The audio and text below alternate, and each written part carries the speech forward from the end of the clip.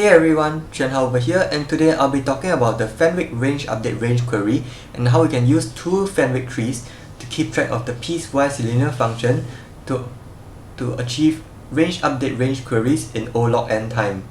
So I'll assume that you're familiar with the point update range query and the range update point query, as I'll not be talking about those in this video. So let's start off with an array A that has one index over here and ask the question of what happens if we range add indices 3 to 5, right, with the value of plus 3. How would that affect the prefix sum? In answering this question, we'll derive how we can use two Fenwick trees to keep track of the updating prefix sum. So the prefix sum is affected by this amount, namely for indices 1 to 2 it's not affected at all, for indices 3 to 5 is affected by a linearly increasing value, and for indices 6 to 8 is affected by a constant amount. If we were to plot this, we'll see that it's a piecewise linear function. Of course, the actual graph is more of a bar graph because the indices are discrete, but we are using a linear interpolation over here because it's nicer to visualize. So we see that it has three parts. The first part is constant 0, the second part is the slope of 3, and the last part has a constant of 9. So what we can actually do is we can edit the prefix sum function, right, to return the one Fenwick tree times x plus a second Fenwick tree. So the first Fenwick tree over here will keep track of the slope of the piecewise linear function, and the second Fenwick tree over here will keep track of the constant offset. So now returning to our array, we see that the appropriate amount to update the Fenwick trees by is given in this table over here. So we see that for the slope Fenwick tree, we do a range add from indices 3 to 5 of the value of 3, which is the gradient, and for the second Fenwick tree we add -6 and 9 and 15 accordingly. And why -6 and 15? Right, how do we obtain those values? We can do a bit of math. This math is commonly seen in blocks, but I hope that this gives you a clearer picture of what's going on.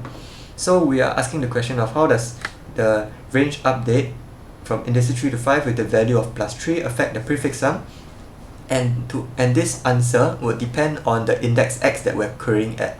So if we're querying at an index before 3, then it's not affected at all, right? Then if we're querying from an index 3 to 5, then it's affected by a linearly growing amount.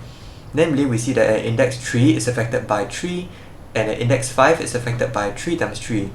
So a bit of math can tell us that from indices 3 to 5, right, the amount that's added to the prefix sum is 3x minus 6. And lastly, for indices beyond 5, it's affected by a constant amount, and a bit of math can tell us it is 9. So yeah, so by rearranging the following formulas and separating them out into a term that is linearly dependent on x and a term that is constant, then we can see that the green highlighted parts over here correspond to the first Fenwick tree, and the yellow parts correspond to the second Fenwick tree. So for the constants, we see that for indices 3 to 5, right, it's affected by -2 times 3, which is this amount over here. And for the indices beyond 5, it's affected by +9, right, which is the amount over here. Now, why is it 5 times 3 instead of 3 times 3? It's because we have to account for the fact that we had a -6 over here. So combining these two values gives you 5 times 3. So for instance, now if we query at index 8, right, how much is the second Fenwick tree at index 8? We get 5 times 3 minus 2 times 3, which gives you 3 times 3. 3 times 3, which is the constant amount that is added to the prefix sum at index 8. Okay, so if that math wasn't too intuitive for you, I have a graphical explanation. So we can see that the first Fenwick tree, right, keeps track of the slope of the piecewise linear function that is added to the prefix sum.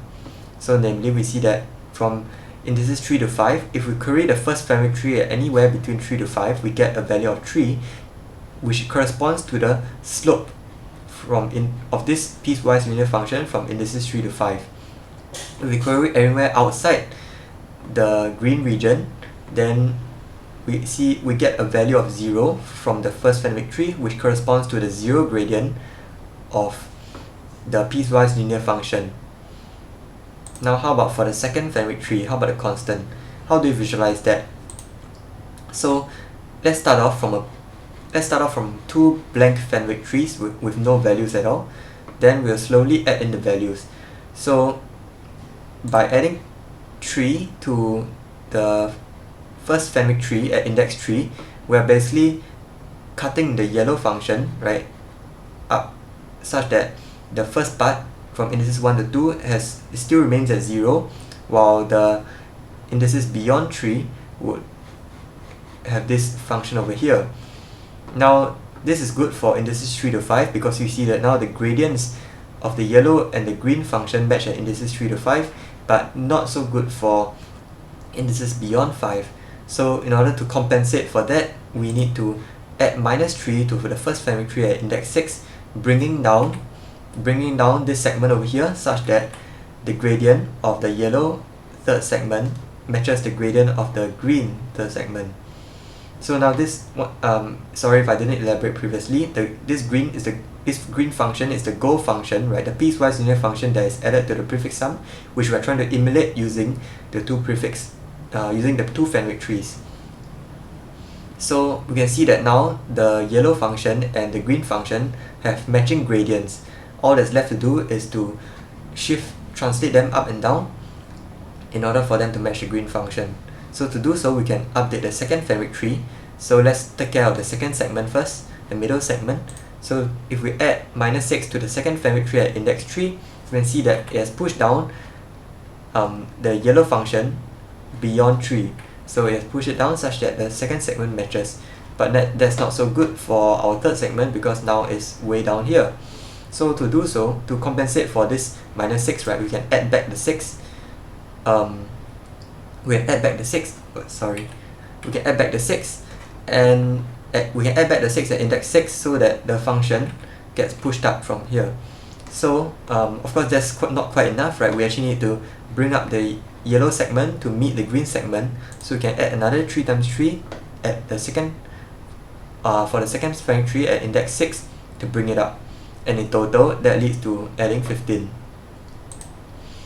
So yeah, so I hope that makes it clearer. But of course all these examples we did is just for indices 3 to 5 with this particular value of +3. In order to generalize it, it's not too hard, right? We see that if we update ranges A to B with a value of +v, then these are the corresponding functions we need to change. Now this is how to do it in code. And now I'll be stepping through what each line of the code corresponds to in the table. So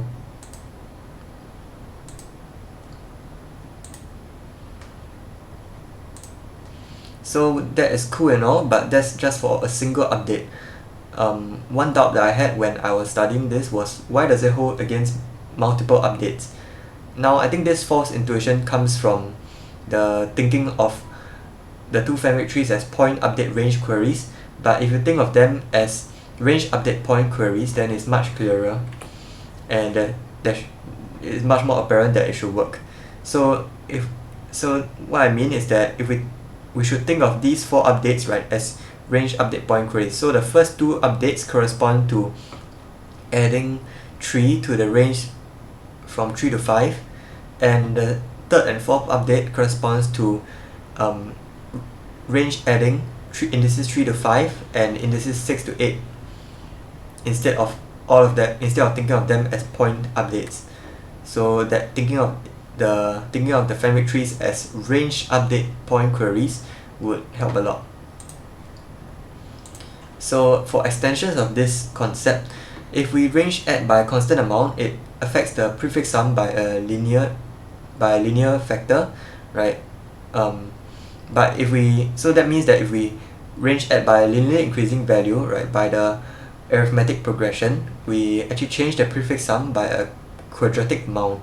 So we can use 3 Fenwick trees to keep track of it in the following formula, and these questions are an application of this concept. These questions editorials use the segment tree to answer the queries, but it can be a good exercise to answer them using the Fenwick trees to test your understanding of this concept. I hope you have enjoyed this video, and I hope it helps clarify doubts and demystify the black box that is range update range query Fenwick trees. Thank you.